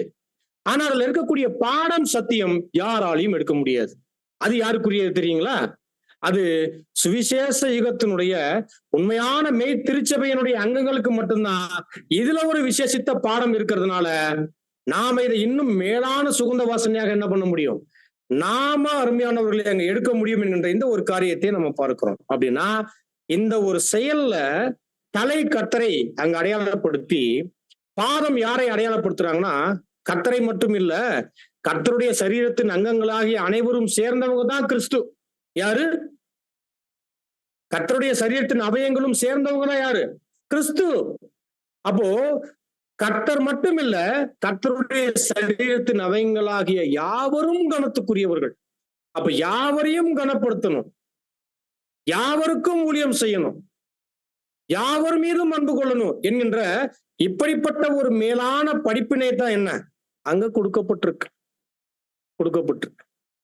இதுல தான் நம்ம நேர் எதிரான மனநிலைமையில இருக்கும். கர்த்தரா எனக்கு ஓகே, ஆனா சகோதர சகோதரிகளா என்ன, நான் கொஞ்சம் தூரம் நிக்கிறேன். எப்படி? நான் கொஞ்சம் தூரம் நிக்கிறேன், என்னைய யாரும் டிஸ்டர்ப் பண்ணாதீங்க அப்படின்ற மனநிலைமை தான் நமக்கு பிரதானமா வரும் இல்லைங்களா? இங்க அப்படிலாம் இல்ல. இந்த அழைப்புக்குள்ள வந்துட்டா உண்மையான அருமையான சகோதர சகோதரிகளுக்கு காண்பிக்கப்படக்கூடிய விஷயம் பாருங்க, தங்களுடைய தனிப்பட்ட விஷயங்களுக்கு அதிக விலை கொடுத்து செலவு பண்ணுகிறதை காட்டிலும் கிறிஸ்துவின் சரீரமாகி அபிஷேகம் பண்ணப்பட்ட சபையாருக்கு ஊழியம் புரியும்படி மிகுந்த விலை கொடுத்து நறுமண தலத்தை வாங்குபவர்களாகிய மரியாள் வகுப்பாராக நாம் காணப்பட வேண்டும். என்னவா? இன்னைக்கு பொதுவாகவே இன்னைக்கு நாமெல்லாம் செலவுகள் யாருக்கு தான் பண்ணிக்குவோம்? எனக்கு செலவு பண்றதுக்கு நான் என்னை கேட்கவே மாட்டேன். ஏன்? அது எனக்கு பண்றேன். நான் எவ்வளவு வேணாலும் பண்ணிக்குவேன், எப்படி வேணாலும் பண்ணிக்குவேன், எதை வேணாலும் செஞ்சுக்குவேன் அப்படின்னு நமக்கான தேவைகளை என்ன வேணாலும் செய்வோம். சரிங்களா? ஆனால் அருமையானவர்களே, இந்த ஏற்பாடு நமக்கு இல்லை. எதை வேணாலும் எனக்கு செய்து கொள்ளலாம், எனக்கான ஏற்பாடு அப்படின்னு சுயநலத்துல வாழக்கூடிய ஏற்பாடே உங்களுக்கும் எனக்கும் கொடுக்கப்படல. ஆனா அதே சமயத்துல எதை வேணாலும் யாருக்குத்தான் செய்யணும், எவ்வளவு உயர்ந்தது யாருக்கு செய்யணும், நம்முடைய சகோதர சகோதரிகளுக்கு நாம் என்ன பண்ணணும், நாம செலவு செய்யக்கூடியவர்களாக, அது பணமாக இருக்கலாம், அல்லது ஒரு ஆறுதல் கொடுக்கக்கூடிய எந்த ஊழியங்களாக வேணாலும் இருக்கலாம். நம்ம கிட்ட உயர்ந்தது என்று எதெல்லாம் இருக்குதோ அதையெல்லாம் தற்காலத்துல கர்த்தருக்கு செய்யக்கூடிய ஏற்பாட்டுல யார் இருக்கிறா? அவருடைய அவயங்கள். அப்ப அவங்களுடைய அவயங்களுக்கு செய்யக்கூடியது யாருக்குரியது? சவுல் சவுல் கர்த்தருடைய சபையை துன்பப்படுத்துவதற்கு அவர் போயிட்டு இருக்கும்போது கர்த்தர் காட்சி கொடுத்து என்ன கேள்வி கேட்டார்? சவுலே சவுலே என்ன ஏன் துன்பப்படுத்துறேன்னு கேட்டார். அப்படின்னா அவருடைய சரீரத்தின் அங்கங்களை துன்பப்படுத்துறது கர்த்தரை துன்பப்படுத்துறது. அப்ப அவருடைய சரீரத்தின் அங்கங்களை கனப்படுத்துவது கர்த்தரை கனப்படுத்துவது. அப்போ கர்த்தர் இயேசு தன்னுடைய அவயங்களை என்னவாக சொல்றார்? நான் என்று சொல்றார், என்ன என்று சொல்றார். புரியுதுங்களா? அப்ப கர்த்தருடைய பிள்ளைகளுக்கு ஒரு கலசம் தண்ணீர் கொடுத்தா கூட அது யாருக்கு கொடுத்தது என்று சொல்றாரு அவரு. ஒரு உலக ஜனம் கொடுத்தா கூட அவங்களுக்கு நான் என்ன பண்ணிடுவேன், அவங்களுக்கு நான் நன்மைகளை செய்து முடிப்பேன் அப்படின்னு பேசுறார். அப்போ ஒருவருக்கொருவர் நாம இன்னைக்கு கர்த்தர் மரியாள் அன்னைக்கு கர்த்தரை கனப்படுத்தினது போல நாமும் கனப்படுத்துவதற்கான வாய்ப்பு இருக்கானா? இருக்கு இருக்கு. நாமே மரியாள் வகுப்பார், நாமே பாதங்க வகுப்பார். நாம் மரியாள் வகுப்பாராகவும் இருக்கிறோம், பாதங்க வகுப்பார். பாதங்க வகுப்பார்னா இப்ப தேவனுடைய திட்டத்தில் நம்ம என்ன சொல்லலாம்? பாதங்க வகுப்பார் தேவனுடைய திட்டத்துல எந்த காலங்கள்ல வெளிப்படக்கூடிய வகுப்பாராக இருக்கிறாங்க? சுவிசேஷ யுகத்தினுடைய முடிவுல வெளிப்படக்கூடிய வகுப்பார். இந்த யுகத்தின் முடிவுல தான் அவங்க இந்த அழைப்புக்குள்ளேயே காணப்படுறாங்க. அப்போ இவங்கதான் பாதங்க வகுப்பாராகவும் இருக்கிறாங்க. அதே சமயத்துல பாதத்தை கழுவக்கூடிய மரியாளின் வகுப்பாராகவும் இருக்கணும். நாமளே மரியாள் வகுப்பார், நாமளே இந்த யுகத்தில் முடிவில் காணப்படக்கூடிய பாதங்க வகுப்பாராகவும் இருக்கும். அப்ப நாம் ஒவ்வொரு சகோதர சகோதரிகளுக்கும் நாம் என்ன பண்ணணும்? மரியாள் கர்த்தருக்கு செய்ததை போல நாமும் செய்யக்கூடியவர்களாக அருமையான சகோதர சகோதரிகளே நாம் காணப்படுவது ரொம்ப ரொம்ப அவசியமான ஒன்று என்பதை நம்ம பார்க்கிறோம். இப்படியாக நம்ம பார்க்கும்போது பாருங்க, தலைக்கு மாத்திரம் அபிஷேகம் என்று இல்ல, பாதத்துக்கும் நடந்துச்சு. இதுக்கான விளக்கம் கொடுக்கும்போது கர்த்தருடைய சரீரத்துல ஊத்துனதாக நம்ம எங்கேயுமே பார்க்கல. தலையில ஊத்துறாங்க, அப்புறம் என்ன பண்றாங்க? பாதத்துல உட்கார்ந்துடுறாங்க. ஊத்தக்கூடிய வேலைகள். அப்போ பாருங்க, இது எதை குறிக்குது அப்படின்னா, சகோதரர் சொல்றாரு பாருங்க, சரீரத்தின் தலைக்கு மாத்திரம் அபிஷேகமும் நறுமணமும் கனமும் ஆறுதலும் மகிழ்ச்சியும் அளிக்கப்படுவதோடு நிறுத்தப்படாமல் அன்று முதல் இதை போலவே அனைத்து அங்கங்களுக்கும் இந்த நலத்தைலம் ஊற்றின மரியாள் வகுப்பாரிடம் இருந்து ஆசீர்வாதங்களை பெற்றுக்கொண்டவர்களாகவே காணப்படுகின்றார்கள். யாரு? பாதங்க வகுப்பார். இந்த மரியாள் வகுப்பார் ஆஸ்தி உடையவர்களாயும் அல்லது ஞானம் உடையவர்களாயும் சொற்பொழிவாளர்களாயும் உள்ள வகுப்பாராய் எப்போதும் இருப்பதில்லை. அப்படின்னா நான் மரியாள் வேலையை செய்யணும்னா நான் மரியாள் போல பெரிய வாய்ப்புல நான் இருந்தால் நான் செய்வேன். எனக்கு வாய்ப்பு இல்லை. பாருங்க எவ்வளவு ஞானமா எழுதியிருக்கிறார். ஏன்னா நிறைய சமயத்துல நம்ம எப்படி எஸ்கேப் ஆகும்னா, எனக்கு மனசு இருக்கு பதர், ஆனா எனக்கு வாய்ப்பு இல்லை. செய்யணும்னு தான் நினைக்கிறேன், நான் கொடுக்கணும்னு தான் நினைக்கிறேன், இருதயம்லாம் இருக்கு, ஆனா எனக்கு என்ன வாய்ப்பு இல்லை அப்படின்னு சொல்லிட்டு என்ன பண்ணுவோம்? நம்மள ரொம்ப அழகா நல்லவங்களை போல நாமளும் என்ன காமிச்சிட்டு போவோம் இல்லைங்களா? அப்போ என்னன்னா, இந்த மரியாள் வகுப்பார் இந்த கடைசி நாட்கள்ல மரியாள் அன்னைக்கு இருந்தது போல ஆஸ்தி உடையவங்களாகவோ ஞானம் உடையவர்களாகவோ அல்லது பெரிய ஒரு பேச்சாற்றல் உடையவங்களாகவோ எல்லாம் இருக்க மாட்டாங்க. எப்படி இருப்பாங்க அப்படின்னா, ஏழ்மை நிலைமையில கூட இருப்பாங்க. அவங்களுக்கு என்ன வாய்ப்பு இருக்கோ அந்த வாய்ப்புல தன்னுடைய உடல் அங்கங்களுக்கு செய்யக்கூடியவங்களாக இருப்பாங்க. இந்த இடத்துல நம்ம யாரை கொண்டு வரலாம் அப்படின்னா, இஸ்ரேல் ஜனங்கள்ல எல்லாருமே தேவனுக்கு பிரியமான காணிக்கைகளை தங்க கிட்ட இருக்கிறது எடுத்து கொடுத்துக்கிட்டு இருக்கும்போது விதவை ஸ்திரீ மட்டும் என்ன பண்ணாங்க?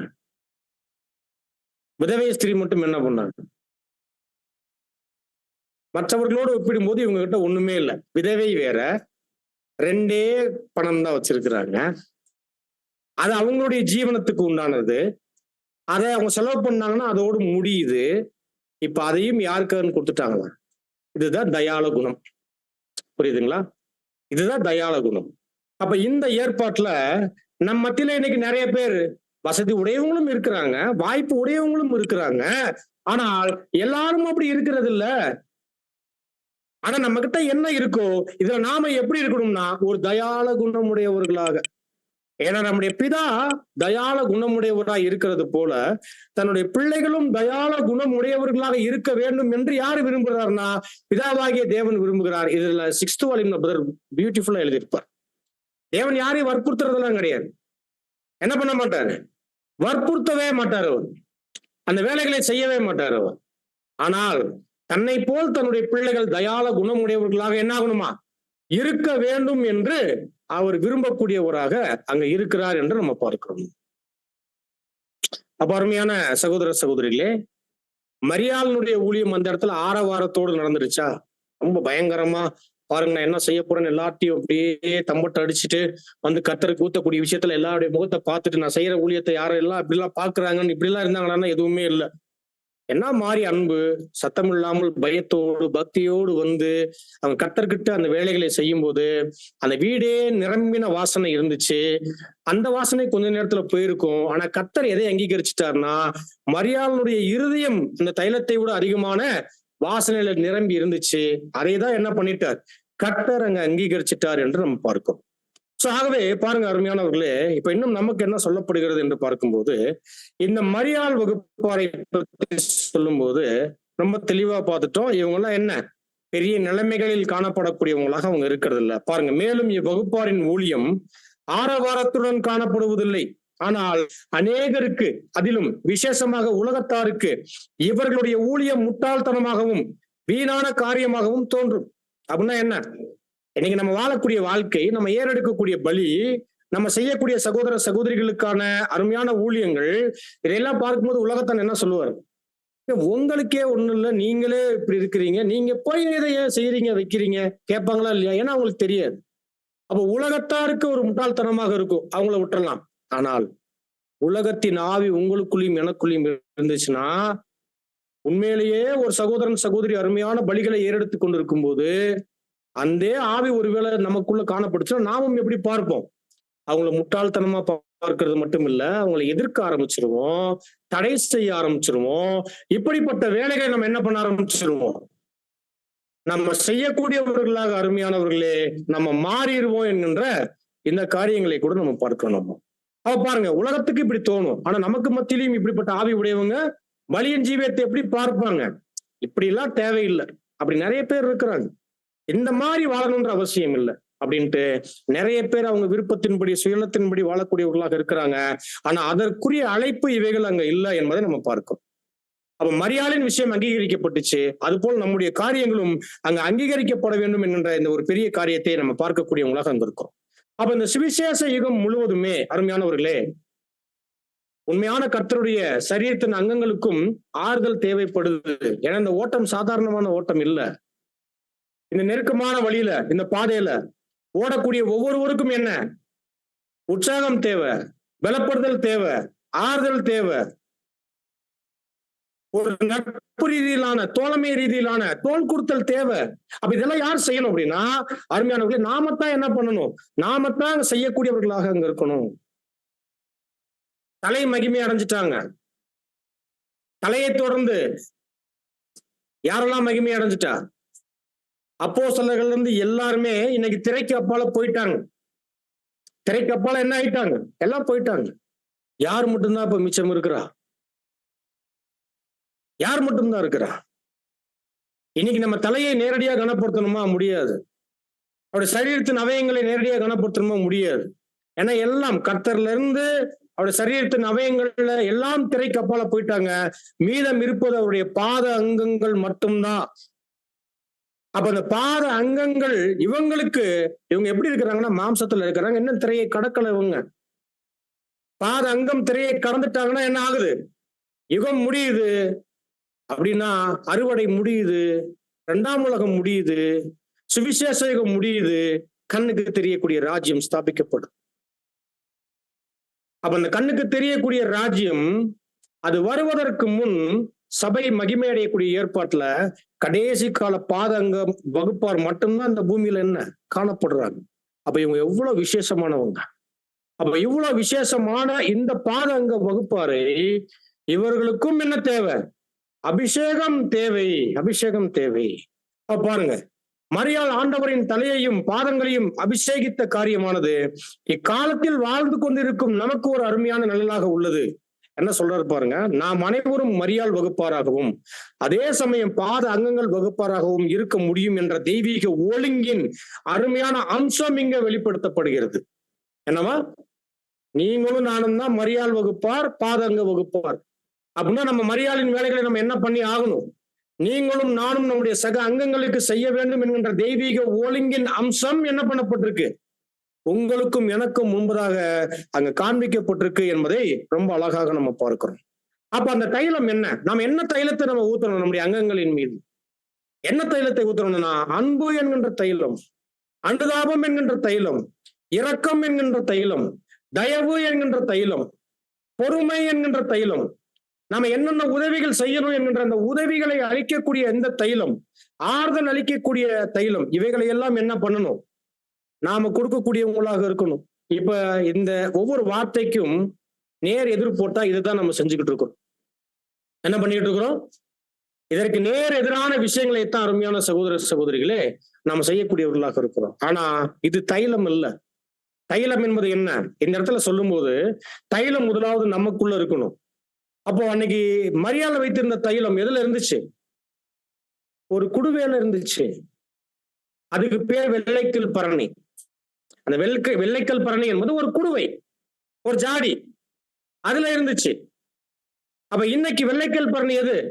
நம் இருதயம். நம்முடைய இருதயம் இந்த தைலம் அதுல ஊத்தும் போது அது காலி ஆயிடுச்சு. ஆனா இங்க இந்த தைலம் எடுக்க எடுக்க என்னவா? எப்போதும் இந்த தைலம் இருதயத்துல நிரம்பி இருக்கணுமா? இந்த தைலம் இருதயத்துல எப்போதும் நிரம்பி இருக்கணும். எடுத்து எப்போதும் நம்முடைய சரீரத்தின் அங்கங்கள், விசேஷமா இந்த பாத அங்கங்களுக்கு நம்ம என்ன பண்ணணுமா? பாத அங்கங்களுக்கு நம்ம விசேஷமாக இந்த தைலத்தை நம்ம தொடர்ந்து ஊற்றிக்கொண்டே இருக்கணும் என்று நம்ம பார்க்கிறோம். அதுலதான் பார்க்கிறோம் அன்பு, அனுதாபம், இரக்கம், தயவு, பொறுமை, உதவி. ஆனா இதற்கு நேர் எதிர்மாறான காலங்கள்ல, குணங்கள்ல, இந்த பஸ்காவுல நிறைய புளிப்பு நிறைந்த குணங்களை நம்முடைய இருதயத்துல வைத்திருந்தோம் என்றால் எப்படி இந்த இருதயம் ஒரு வெள்ளைக்கல் பரணியாக மாறும்? எப்படி இதுல இருந்து தைலத்தை எடுத்து நம்முடைய அங்கங்களுக்கு நம்ம கொடுக்க முடியும்? நாம் நம்முடைய சக அங்கங்களுக்கு தைலம் தான் கொடுக்கிறோமா, அல்லது வேற என்ன நம்ம கொடுத்துக்கிட்டு இருக்கிறோம்? நம்ம என்ன செய்து கொண்டிருக்கிறோம் என்பதை நம்ம என்ன பண்ணணும்? அருமையானவர்களே, நாம் யோசிக்கக்கூடியவர்களாக அங்க இருக்கணும். அப்படின்னா இன்னும் பாருங்க, இன்னுமாக இது சகல விதமான ஆவியின் கிருபைகள் மற்றும் கனிகள் நமக்குள் பெருகுவதையும் வளருவதையும் விருத்தியாக்குவதையும் குறிக்கின்றது. என்ன ஆகணுமா? ஒரு நியூ கிரியேச்சர், ஒரு புது சிருஷ்டி. அவங்க சகல வகையான ஆவியின் கிருபைகளையும் கனிகளையும் நாளுக்கு நாள் பெருகணும். அப்பத்தான் இவைகள்ல இருந்து என்ன பண்ண முடியும்? தைலமான ஊழியங்களை நம்முடைய சக அங்கங்களுக்கு நாம் செய்யக்கூடியவர்களாக அங்க இருக்க முடியும். ஆகவே அருமையானவர்களே, நாம் ஒருவருடைய பாதங்களை ஒருவர் என்ன பண்ணி ஆகணும்? கழுவணும். இது மேல் வீட்டில் நடந்த சம்பவத்தின் கால் கழுவுதலை பற்றி பேசாமல், மரியாள் எப்படி கர்த்தருடைய பாதத்தை கழுவுனாங்களோ அந்த பாதம் கழுவுதலின் ஊழியத்தை பத்தி இங்க பேசிக்கிட்டு இருக்கிறார். அப்போ ஒருவருக்கொருவர் பாதத்தை கழுவக்கூடிய இந்த விஷயமானது அது ரொம்ப கவனத்தோடு செய்யணும். அதுல ரொம்ப முக்கியமா பாயிண்ட் தான், கொஞ்சம் டைம் ஆகும், கொஞ்சம் கவனிங்க. இந்த பாதத்தை கழுவக்கூடிய விஷயம் அது ரொம்ப மதிப்பு குறைந்த ஒரு பார்வையாக அது காணப்பட்டுச்சு. ஆனால் நம்முடைய சகோதர சகோதரிகளை உற்சாகப்படுத்தக்கூடிய, ஆறுதல் படுத்தக்கூடிய, அவர்களை புத்துணர்வு அளித்து அவர்களை வழிநடத்தக்கூடிய ஏற்பாட்டுல எவ்வளவு கனம் மதிப்பு குறைந்த ஊழியங்களாக இருந்தாலும் அவைகளை செய்வதற்கு நம்ம என்ன ஆகக்கூடாது? தயங்கக்கூடாது. இல்ல, என்னுடைய ஸ்டேட்டஸ் வேற, என்னுடைய பொசிஷன் வேற, என்னுடைய பேர் புகழ் வேற அப்படின்னு நம்ம என்ன பண்ணக்கூடாது. அப்படின்லாம் நாமே உயர்வான நிலைமைகள்ல பார்த்து பொருத்தி நாம இப்படியாகலாம் என்ன பண்ணக்கூடாது, காணப்படக்கூடாது. சில பேர் அப்படித்தான் இருப்பாங்க. நான் எப்படி இந்த வேலை செய்வேன்? நான் அப்படி இல்லை. கனம் குறைந்த வேலைகளாக இருந்தாலும் என்ன பண்ணுமா? செய்யணும். சில பேர்லாம் அப்படி இல்லாம இந்த ஒயிட் ஸ்காலர் ஜாப்னு சொல்லுவாங்க தெரியுங்களா? அந்த வெள்ளை சட்டை போட்டு கசங்காம வந்துட்டு போகக்கூடியவங்களாக இருக்கிறது. சக சகோதர சகோதரிகளுக்கு ஒரு சின்ன விஷயத்துல கூட என்ன ஒரு காரியம் செய்யக்கூடிய விஷயத்துல அதுல ஒரு கனம் மதிப்பு பார்க்கிறது, இதெல்லாம் கர்த்தருடைய பிள்ளைகளுக்கு துளியும் என்னாக கூடாது, துளியும் இருக்கக்கூடாது. கனம் குறைந்த நிலையின் ஊழியங்களாக இருந்தாலும் அதனால் ஒருவர் ஆறுதல் அடைவாரா, அவருக்கு ஒரு பலப்படுத்துதல் கிடைக்குமா, செய்ய என்ன பண்ணக்கூடாது, தயங்கக்கூடாது. அருமையான சகோதர சகோதரிகளே, இவைகளை நம்ம கவனிக்கக்கூடியவர்களாக அங்க இருக்கிறோம். இவைகளை தொடர்ந்து நாம் பார்க்கும்போது பாடத்தினுடைய நிறைவுக்கு வரும்போது இவைகளை நம்ம இப்பயே நம்ம செய்யணும். எப்ப செய்யணும்? இப்பயே செய்யணும். ஏன் அப்படின்னா, ஒருவேளை மரியாள் இந்த நயல இந்த ஒரு நல்ல தைலத்தை சரி ஒரு ஒரு வாரம் கழிச்சு என்ன பண்ணலாம், கர்த்தருக்கு ஊத்திக்கலாம், இப்ப என்ன அவசரம், அதான் ரெடி பண்ணிட்டேன்ல, வாய்ப்பு கிடைக்கும் போது ஃப்ரீயா இருக்கும் போது நம்ம என்ன பண்ணிக்கலாம், நிறைய கூட்டமா இருக்கு, நிறைய பேர் வந்திருக்கிறாங்க, அதனால ஒரு வாரம் கழிச்சு நம்ம செஞ்சுக்கலாம்னு ஒருவேளை நினைச்சிருந்தால் என்ன நடந்திருக்கும்? கர்த்தர் அடிக்கப்பட்டு அடக்கம் பண்ணப்பட்டு அவர் காணப்பட்டிருப்பார். இவங்க என்ன பண்ணிருக்க முடியாது, இந்த தைலத்தை, அவங்களுடைய அன்பை, அவங்களுடைய பக்தியை, எதையும் வைத்து கர்த்தரை கனப்படுத்தி இருக்கவே முடியாது. அப்போ கர்த்தர் ஜீவனோடு இருக்கும்போது இந்த வேலைகளை செய்தது போல, அருமையானவர்களே, பாதங்க வகுப்பாரும் ஓடி முடிக்க போறாங்க. இவங்க முடிவுல இருக்கிறோம். நம்முடைய அங்கங்கள் ஒவ்வொருவருமே அவங்க ஓட்டத்தை என்ன பண்ண போறாங்க, ஓடி முடிக்கத்தானே வந்திருக்கிறோம். யாரோ ஓடி முடிக்க போறாங்கன்ற மாதிரி நான் பேசல. நாம ஓடி முடிப்பதற்காகத்தான் தேவன் நம்மளை அழைச்சிருக்கிறார். ஆகவே நமக்குள்ள இருக்கக்கூடிய நம்முடைய சக அங்கங்கள் அவங்க என்ன ஆக போறாங்க, அவங்களுடைய ஓட்டத்தை ஓடி முடிக்க போகிற யுகத்தினுடைய முடிவின் காலத்துல இருக்கிறோம். அப்ப நம்முடைய சகோதர சகோதரிகள் நம் கண் முன்பாக இருக்கும் போதே என்ன பண்ணிடணும், நமக்கான வாய்ப்புகளை நம்ம செஞ்சிடணும். என்ன செய்ய முடியும், என்ன வாய்ப்பு இருக்கு, செஞ்சிடணும். அவங்க இல்லாமல் போனதுக்கு அப்புறம் நம்மளால ஒண்ணுமே செய்ய முடியாது, ஒண்ணுமே செய்ய முடியாது. இது சபை முடிஞ்சது என்று சொல்லுவதை விட இன்னைக்கு நம்ம கண்ணு முன்னாடி இருக்கக்கூடிய சகோதர சகோதரிகளுடைய நிலைகளை உயர்வாக பார்த்து என்ன பண்ணிடணும், நம்ம என்ன செய்யணுமோ அவைகளை செய்யக்கூடியவர்களாக, அருமையானவர்களே, அங்க நம்ம இருக்கணும். இவைகள் ரொம்ப முக்கியமாக நம்ம கவனிக்கும் போது ஒருவரை ஒருவர் கவனிக்கணும். இந்த தைலத்தை ஊற்றக்கூடிய விஷயத்துல கவனிக்கணும். எப்படி கவனிக்கணும் அப்படின்னா, பாருங்க, பாடத்தினுடைய இறுதி பகுதி, ஒருவரை ஒருவர் கவனிக்கணும். எப்படி?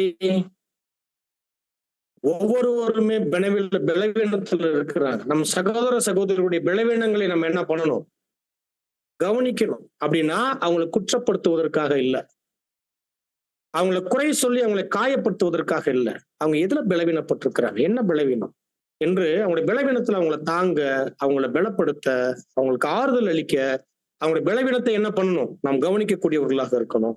நம்முடைய சகோதர சகோதரிகள் நம்மை போல இந்த ஓட்டத்துல ஒரு பரீட்சை அவங்களுக்கும் இருக்கும். அவங்க என்ன பரீட்சையில இருக்கிறாங்க, அவங்க நம்ம என்ன செய்யலாம் என்று அவங்களுடைய பரீட்சையில அவங்க எப்படிப்பட்ட நிலைமைகள்ல இருக்கிறாங்க என்பதை என்ன பண்ணணும், நாம் கவனிக்கக்கூடியவங்களாக இருக்கணும். அவங்களும் இந்த உலகம் மாம்சம் எதிராளியாகிய சாத்தானுக்கு எதிராக போராடிக்கிட்டு இருக்கிறாங்க. அப்படிப்பட்ட யுத்தத்துல அவங்களும் காணப்படுவதனால அவங்களுக்கு நம்ம என்ன பிரயாசம் எடுக்கணும் என்று இதுலயும் நம்ம என்ன பண்ணணும், நாம் கவனிக்கக்கூடியவங்களாக அங்க இருக்கணும். உள்ள இருந்தும் வெளியில இருந்தும் எதிர்ப்புகள் தேவனுடைய பிள்ளைகளுக்கு என்ன ஆகும், அது வந்துகிட்டே தான் இருக்கும். அப்படிப்பட்ட எதிர்ப்புகளுக்கு மத்தியில உபத்திரவத்துல ஓடிக்கொண்டிருக்கக்கூடிய என்னுடைய அங்கங்களை நான் கவனித்து அவங்களுக்கு நான் என்ன செய்யணும், அவங்களை நான் எப்படி நான் அபிஷேகிக்கணும், எப்படி நான் அவர்களை நான் ஆறுதல் படுத்தணும் என்கின்ற இந்த கவனிப்பு நமக்கு அங்க இருக்கணும். அருமையானவர்களே, பாருங்க, சகோதரர் முடிக்கும் போது இப்படியாக நாம் கவனித்துக் கொண்டிருக்கும் போது நம்முடைய இருதயங்களில் இரக்கம் உண்டாகும், நம்முடைய இருதயங்களில் இரக்கம் உண்டாகும். அப்போ நாம் நம்முடைய சகோதர சகோதரிகளை நாம் எண்ணும் போது, நினைக்கும் போது அன்பும் இரக்கமும் தயவும் நம்ம கிட்ட பெருகணும். மாறாக ஒரு சகோதர சகோதரிகளுடைய காரியத்துல நம்ம ஒரு புதிய சிருஷ்டியாக அவர்களை கவனிக்க தவறிட்டோம்னா, மாம்சத்தின்படி பார்க்க தவறிட்டோம்னா, வெறுப்புகளும் கசப்புகளும் கோபங்களும் அவங்களுடைய செயல்பாடுகளினுடைய வருத்தமான காரியங்கள் தான் நம்ம கிட்ட வரும். அதை வைத்து ஒருத்தரை நம்ம நிதானிச்சுக்கிட்டே ஓடிக்கிட்டு இருந்தோம் அப்படின்னா நம்முடைய ஓட்டம் அது நிறைவே அடையாது.